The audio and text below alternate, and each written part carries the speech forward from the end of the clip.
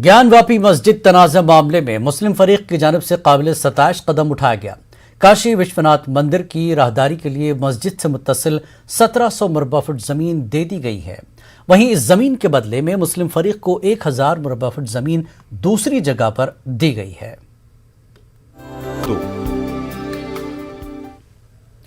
आजम खान की रिहाई के मुतालबे को लेकर समाजवादी पार्टी ने यूपी हुकूमत के खिलाफ मोर्चा खोल दिया है। उत्तर प्रदेश की योगी हुकूमत पर बदले की कार्रवाई का इल्जाम लगाते हुए समाजवादी पार्टी कारकुनान ने आज मेरठ कमिश्नरी चौराहे से कलेक्ट्रेट तक एहतजाजी मार्च किया।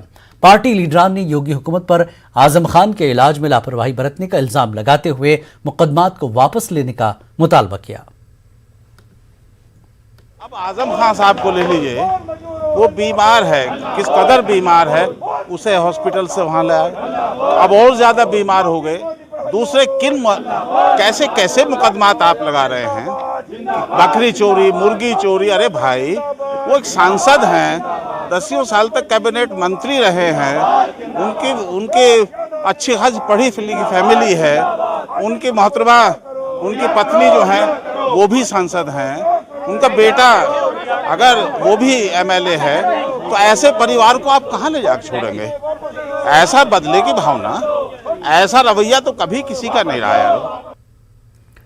मध्य प्रदेश से गंज बासुदा के लाल पठार में 15 जुलाई की शाम को पेश आए हादसे को लेकर रियासत में अब भी सियासत जारी है।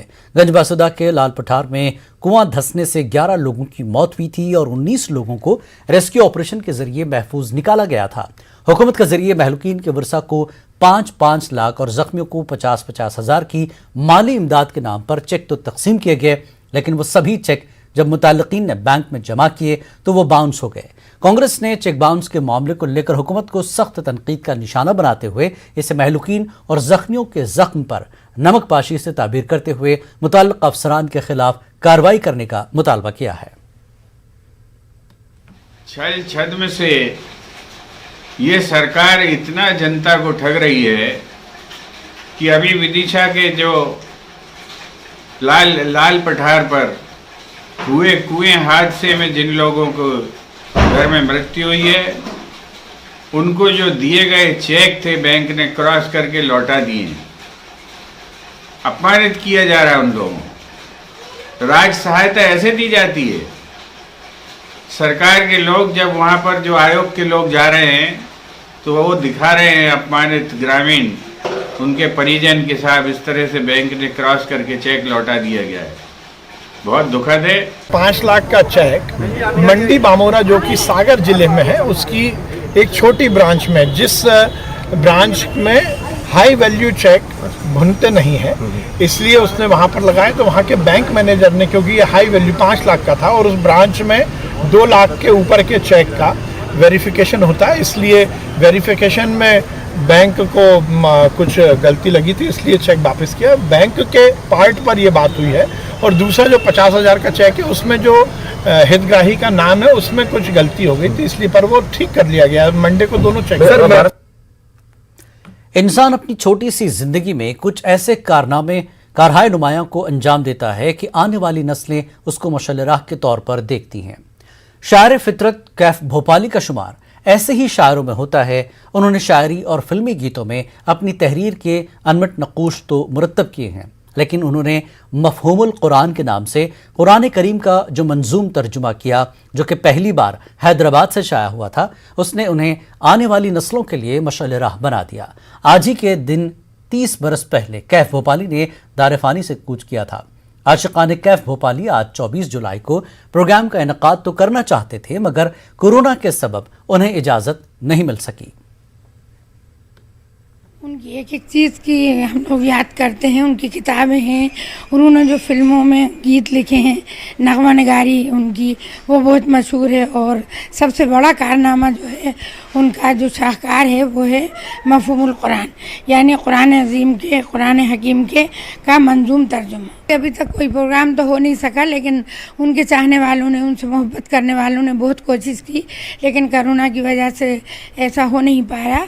तो इसलिए किताबों का सिलसिला लेकिन चलता रहा। अभी उनकी एक नई किताब आई है। महाराष्ट्र के खित्ते कोंकण में बरसात और सैलाब में तबाह होने वाले इलाके महाड़ के तलई गांव में बाज़ाबतकारी करेगा हुकूमत का महाड़ महकमा।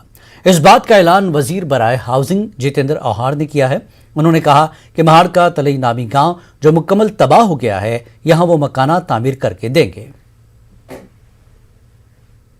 इस बारिश में तलिये नाम का गांव खत्म हो गया, वो जगह पे ही नहीं है। महाविकास आघाड़ी के मुख्यमंत्री हमारे नेता उद्धव साहब ठाकरे ने कहा कि जो घर गए वो तो हम खड़ा करेंगे ही, लेकिन ऐसी जगहों पे जहां धोखा हो सकता है वो भी घर हम हटा करके उसको नए घर देंगे। गृह निर्माण विभाग का मंत्री होने के नाते मैंने सोचा क्यों ना हम ये जिम्मेदारी लें कि ये तलिये गांव फिर से खड़ा करने की पूरी जिम्मेदारी अपने सर पे ले लें। हमारे मुआशरे में लड़की का रिश्ता तय करते वक्त जहेज का मुतालबा एक आम बात है, लेकिन क्या आपने सुना है कि जहेज में 21 नाखूनों वाला कछुआ और मखसूस नस्ल के कुत्ते का भी मुतालबा होता है। हाँ, ऐसा ही कुछ मामला औरंगाबाद के उस्मानपुरा में पेश आया। कछुआ और कुत्ता देने से इनकार करने की सूरत में लड़के वालों ने शादी से इनकार कर दिया। ऐसा सनसनीखेज इल्जाम मुतासरा लड़की के वालिद ने लगाया है। पुलिस इस मामले की जांच कर रही है।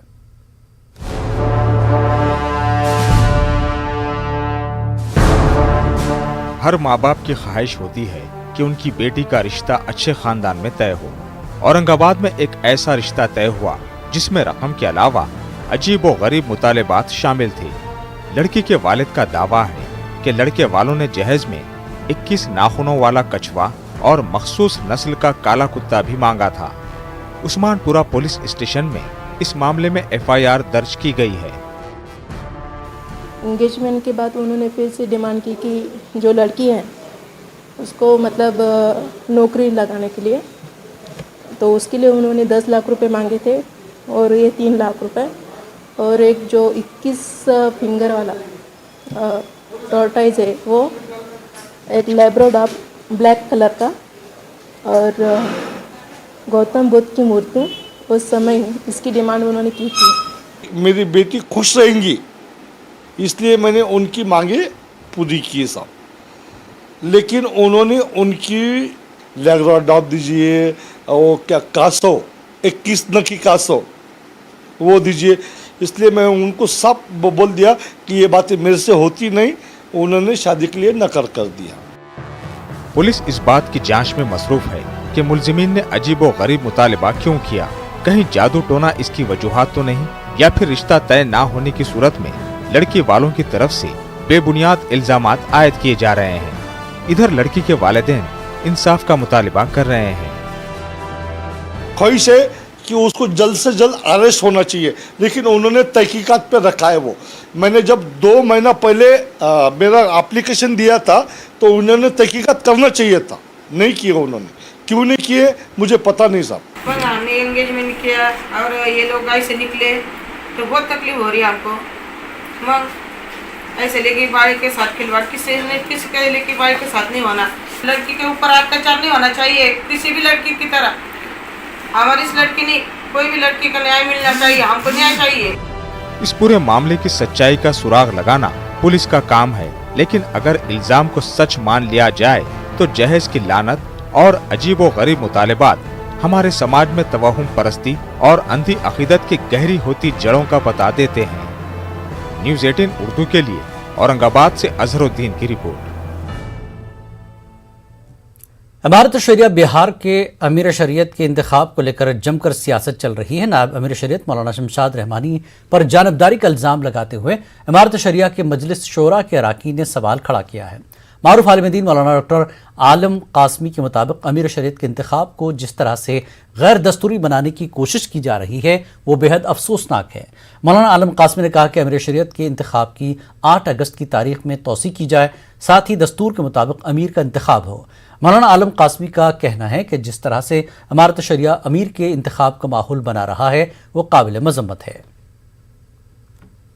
इमारत शरिया में इंतखाब अमीर का जो सिलसिला चल रहा है उसमें बुनियादी तौर पे मेरा डिमांड ये है कि अभी जो 11 रुकनी कमेटी बनाई गई है वो कमेटी गैर मुतवाज़िन है, जानिबदार है, एक ख़ास फ़र्द के लिए सारी कोशिश कर रही है और उसकी जानिबदारी पर उसी कमेटी के एक फ़र्द है मुफ्ती नज़र तौहीद साहब जो चतरा के काजी थे, वो नाराज़ होकर के उन्होंने इस्तीफ़ा दे दिया है कि ये सिर्फ़ एक आदमी के लिए पूरी कमेटी लॉबिंग कर रही है। तो 11 रुकनी कमेटी को तहलील किया जाए। दूसरा मुतालबा ये है कि अभी जो ऐलान किया गया है 8 अगस्त को इंतखाब अमीर का, फ़िलहाल अभी इस तारीख़ को मुलतवी किया जाए, चूँकि सिर्फ ये तो ऐलान कर दिया गया है कि 15 सेंटर पर वोटिंग होगी, लेकिन वोटिंग कैसे होगी, उसका निगरान कौन होगा, मुशाहिद कौन होगा, पूरा ज़ाब्ता वगैरह अभी वाज़ेह नहीं किया गया है। इसलिए लोगों को ख़दशा है कि कहीं ऐसा न हो कि इसकी बुनियाद पर एक ख़ास फ़र्द को जिताने की पूरी कोशिश हो रही है। नांदेड़ में रक्षा चलाने वाले ज़मीर बेग का चंद रुपयों के लिए गुंडों ने कत्ल कर दिया था। इस सिलसिले में मजलिस इत्तेहादुल मुस्लिमीन के मकामी जिम्मेदारान के एक वफ्द ने भी ज़मीर बेग के अफराद खाना से मुलाकात की। मजलिसी कायदीन के वफ्द ने ज़िला SP प्रमोद कुमार शिवाले से भी मुलाकात की और उन्हें एक मेमोरेंडम पेश किया, जिसमें यह मुतालबा किया कि जल्द से जल्द ज़मीर बेग के कातिलों को गिरफ्तार किया जाए। हमारी एक डिमांड की कि 6 जुलाई 2021 को वजीराबाद पुलिस स्टेशन के हद में एक बेगुनाह गरीब रिक्शे वाले को कुछ दरिंदों ने लिंचिंग करके मार दिया है। वो अभी तक उसको यहाँ पर अरेस्ट नहीं किया गया। तो हमारी ये मांग थी कि जल्द से जल्द वो दरिंदों को सलाखों के पीछे, उनको अरेस्ट करके सलाखों के पीछे डाला जाए। इस तरह की हमारी मांग हुई और यहाँ पर SP साहब ने उस केस की जो इन्वेस्टिगेशन है कुछ यहाँ के वरिष्ठ अधिकारियों को भी दी है। कर्नाटक के रायचूर में समाजी कारकुनों ने सिटी म्यूनिसिपल काउंसिल के तहत वज़ीर आज़म के 15 नुकाती प्रोग्राम की मौसर अमल आवरी का मुतालबा किया। रायचूर नवनिर्माण संघ के सदर सिराज अहमद जाफरी और दीगर कारकुनों ने डिप्टी कमिश्नर ऑफिस के हुक्काम को एक मेमोरेंडम पेश किया। उन्होंने 15 नुकाती मंसूबों को शामिल करने तक 26 जुलाई को मुनक्किद होने वाली जनरल बॉडी इजलास को मुलतवी करने का मुतालबा किया। 26 तारीख को CMC की तरफ से एक जनरल बॉडी मीटिंग रखी गई है। उसके अंदर भी जो है 15 पॉइंट प्रोग्राम के हिसाब से जहाँ जहाँ पर माइनॉरिटी पॉपुलेशन ज़्यादा होती है उस जगह पर 15% फंड को रिजर्व रख के डेवलपमेंटल काम करने की जो है आदेश दिए गए हैं 15 पॉइंट प्रोग्राम में। बट अनफॉर्चुनेटली क्या हो रहा है, यहाँ पर 15 पॉइंट प्रोग्राम को इन लोगों ने अपने एजेंडे से उखाड़ी दिया है। पिछले 2 मीटिंगों में भी इसको उन्होंने नहीं लिया, अब ये मीटिंग में भी उसको नहीं ले रहे हैं। इस तरीके से माइनॉरिटी के ऊपर पूरी तरीके से जुल्म कर। महाराष्ट्र इन दिनों तबाही के नए दौर से गुजर रहा है। कोरोना से परेशान रियासत महाराष्ट्र में बारिश और लैंडस्लाइड से अमवात की तादाद 138 से ज्यादा है। 50 से ज्यादा अफराद लापता हैं। रायगढ़ में 6 लैंडस्लाइड के नतीजे में अब तक 50 से ज्यादा अफराद की मौत हो चुकी है। मिट्टी के तोदों में अब भी 50 से 60 से ज्यादा लोगों के दबे होने का अंदेशा है। नेवी और NDRF की टीमें लगातार अपनी कोशिशों में मसरूफ हैं। CM उद्धव ठाकरे भी करीब से जायजा ले रहे हैं। सैलाब से मुतासर अफराद को मुफ्त में अनाज, केरोसिन तेल, खाना पहुंचाया जा रहा है। मुतासर अफराद को महफूज मकाम पर पहुंचाया जा रहा है। लोगों के आंसू हैं कि थम नहीं रहे। अपनों को खोने का दर्द, घर बार और जायदाद के बर्बाद होने के बाद उन्हें मुस्तकबिल का खौफ भी सता रहा है। मेरे घर में मेरे पापा में वो है भाई, इसको हम भी लोग ना जब टाइम में पहला आया ना, जब हम घर पे था तो थोड़ा कम आया था। तो हम लोग क्या सोचा कि अभी ये क्या आने वाले नहीं है इतना। तो हम लोग ये हमारा बहन का घर है ना, इसको धोखा है, इसके लिए तो क्या ये धोखा, इसके लिए हम लोग इधर देखने के लिए आया। 2 मिनट भी नहीं इधर रुका तो मेरे पीछे से मेरा फैमिली भाग गया। फैमिली भागने के बाद जैसा वो पीछे से छूटा वैसा मैं डायरेक्ट आगे भागने को लगा हम लोग। अब पीछे 1 सेकंड नहीं पीछे देखते तो पूरा ये पीछे ऐसा हुआ। पहचान वाला मतलब मेरा ही घर था इधर। तो हम थाना में रहते हैं और मतलब हमें जब से समझा परसों रात को तब से चैन नहीं मिल रहा है। हम कब से पानी भरा था तो इसलिए आ भी नहीं पा रहे थे। जब पानी थोड़ा गए तब भी हम दोपहर को बैठे, फिर शाम को और आ गए इधर रात को 2 बजे पहुँचे। ऊपर आने के लिए जेंट्स लोग आके गए लेकिन कुछ समझा नहीं, कुछ दिखा नहीं, क्या करेंगे। हम बोले हम सुबह चलते हैं आपको लेके, देखे तो अभी कुछ भी नहीं दिख रहा है, नहीं मेरा घर दिख रहा है, नहीं मेरे लोग दिख रहे, नहीं आजू बाजू के लोग दिख रहे, कोई नहीं दिख रहा है। आपके फैमिली के लोग सेफ हैं? मेरी फैमिली के लोग सेफ है, किसी को चोट भी आई है किस को, लेकिन वो कोल्हापुर में तो परिस्थिति थोड़ी ज्यादा बिकट है। वो खेती का भी नुकसान बहुत हुआ है, कुछ गांव को भी पानी का सब घेरा है, वो गांव भी पानी में डूब गए हैं। वो नुकसान तो बहुत किसानों का और गांवों का भी हुआ है। अभी जो कृष्णे का जो फ्लो था वो थोड़ा स्लो फ्लो था, इसलिए कई गाँव पानी में लपेट में आए, लेकिन खेती का नुकसान बहुत ज्यादा हुआ है। लेकिन वारने का जो प्रवाह था वो वारणा नदी का वो कृष्णा में वो जाके वो नहीं मिल सका, एक साथ नहीं आगे जा सका, इसलिए पानी भरा गया वो पीछे, और 8-10 गाँव में थोड़ा लिपेट में ये सब गाँव आ रही है। और सरकार ने ये जो बार बार बाढ़ आती है, वो नैसर्गिक चक्रवादल होता है, इसके बारे में कुछ प्लान तैयार करना अभी जरूरी है। वो निसर्ग का चक्र जो है अभी वो बदल चुका है, बदल रहा है, इसके मौजूद ध्यान में रख के काम करना जरूरी है। और किसानों को, वो बहुत खेती वाला किसान हो उसको तो हेक्टेयर 50,000 की हमारी मांग है, और फल बागों के लिए 1 लाख तक हेक्टेयर उसको नुकसान देना चाहिए। जिसका मकान गिरा है उसको 4 लाख तक उनको नुकसान भरपाई देना जरूरी है। बहुत लोग मरे भी हुए उस बाढ़ में, तो कोकण में, तो उसको भी ज्यादा मदद करने की जरूरत है। महाराष्ट्र में तूफानी बारिश ने बड़े पैमाने पर तबाही मचाई है। लोगों को महफूज मकाम पर पहुंचाया जा रहा है, शेल्टर बनाकर उन्हें खाना, पानी और दवाएं दी जा रही हैं।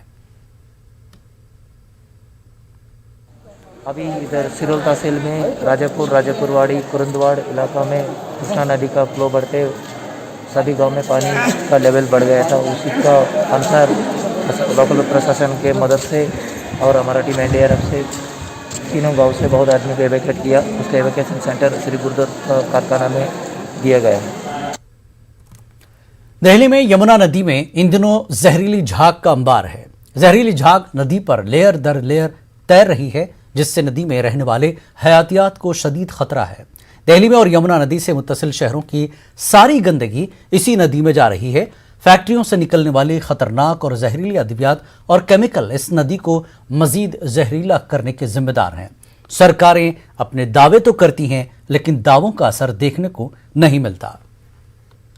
ये सारा का सारा हमारा अपना बेवकूफ़ी है, और हमारे साथ साथ हमारा सरकार भी रिस्पॉन्सिबल है, क्योंकि हम जितने बेवकूफ़ होते जा रहे हैं, इस जमुना के अंदर ही सब कुछ डाले जा रहे हैं। अपने घर का सारा कूड़ा तो डाल ही रहे हैं, बहुत सारे कास्टिक सोडा भी डाल रहे हैं, बहुत सारे केमिकल भी डाल रहे हैं फैक्ट्रियों के ज़रिए। इस चीज़ को हम भी नहीं रोक पा रहे हैं और सरकार भी नहीं रोक पा रही है, जिसकी वजह से इसकी सबसे बड़ा दूषित परिणाम जो निकल रहा है वो हमें ही मिल रहा है। क्योंकि इसी से जो खेती हो रही है, सब्जियों की खेती और बहुत सारी चीज़ों की खेती हो रही है, वो सारी की सारी उसको हम खा खुद रहे हैं, और जिसकी वजह से हम खुद बीमार हो रहे हैं। आज इस पानी में इतना ज़्यादा कैंसरियस एलिमेंट आ चुका है कि हम जो भी खा रहे हैं वो सारा का सारा हमारे बॉडी में जा रहा है, और हमको बहुत ज़्यादा। नेटवर्क 18 फेडरल बैंक संजीवनी गाड़ियां पूरे मुल्क में कोरोना वायरस से मुतासर अजला में गश्त कर रही हैं। वैक्सीन की अहमियत के हवाले से बेदारी लाने की हमारी कोशिशों को आपकी तायद की अशद ज़रूरत है। आइए एक नज़र डालते हैं कि संजीवनी गाड़ियां किन इलाकों में है।